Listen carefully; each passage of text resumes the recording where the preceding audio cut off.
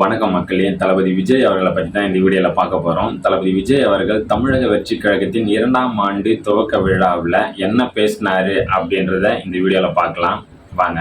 தமிழக வெற்றி கழகம் 1வது ஆண்டை கடந்து இப்போ 2வது ஆண்டில் அடி எடுத்து வைக்கிறோம். நம்ம பாசிசமும் நம்ம பாயாசமும் பாசிசம் பாயாசம் சொல்லிட்டு தளபதி விஜய் அவர்கள் ஒரு டைம் மட்டும்தான் சொன்னாங்க. பாசிசமா பாயாசமா அப்படின்ற கதறல் வீடியோ இப்போ பார்க்க போகிறோம். வாங்க பார்க்கலாம். அந்த பாசிசம் என்றால் என்னவென்றே அர்த்தம் தெரியாத காரணத்தினால் பாயாசம் என்று சொல்லுகிறார்கள்.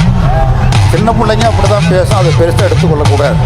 பாசிசமா பாயாசமா என்று ஒருவர் சிறுவிளைத்தனமாக பேசியிருக்கின்றார்.